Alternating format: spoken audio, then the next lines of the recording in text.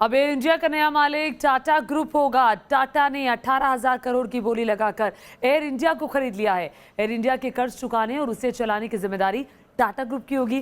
Tata group ने अपने प्रतिद्वंदी स्पाइसजेट से 2900 करोड़ ज्यादा बोली लगाकर एयर इंडिया को अपने नाम किया। दरअसल टाटा एयर इंडिया को इसलिए भी खरीदना चाहता था क्योंकि टाटा के पूर्व चेयरमैन JRD टाटा का एयर इंडिया से गहरा रिश्ता रहा है।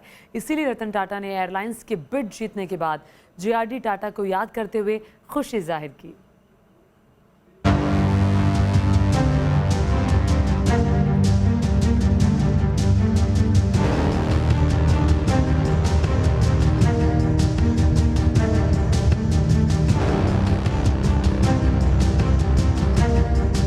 Welcome back Air India.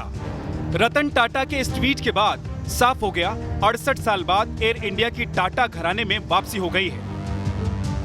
आसमान के महाराज एयर इंडिया का टाटा परिवार से भावुक रिश्ता है, इसलिए रतन टाटा ने 18,000 करोड़ में डील फाइनल होने के बाद सोशल मीडिया पर बड़ी खुशी से इसका ऐलान किया।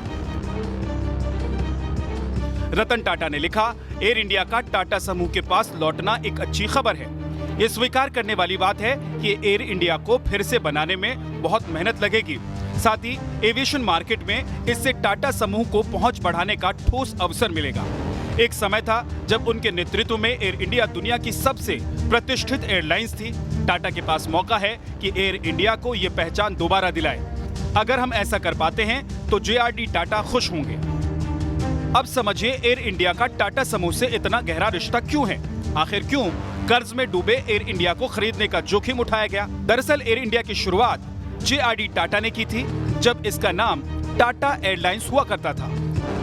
फ्रांस से पढ़कर लौटे JRD टाटा ने 1932 में टाटा एयरलाइंस की शुरुआत की। उस वक्त सिर्फ 2 प्लेन, 3 पायलट, 3 मैकेनिक हुआ करते थे। 15 अक्टूबर 1932 को टाटा एयरलाइंस ने पहली बार उड़ान भरी। पहली फ्लाइट कराची से बॉम्बे तक थी, जिसे आगे चेन्नई तक बढ़ाया गया। पहली फ्लाइट के पायलट नील विंसेंट थे, जो JRD टाटा के दोस्त भी थे। दूसरे विश्व युद्ध के बाद दुनिया भर में एविएशन सेक्टर बुरी तरह प्रभावित हुआ था। ऐसे में मंदी से निपटने के लिए योजना आयोग ने सभी एयरलाइंस कंपनियों का राष्ट्रीयकरण करने का सुझाव दिया था।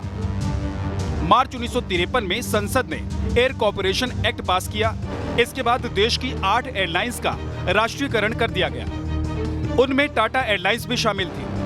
इस फैसले से JRD टाटा को बड़ा झटका लगा था, क्योंकि टाटा एयरलाइंस से वो दिल से जुड़े थे।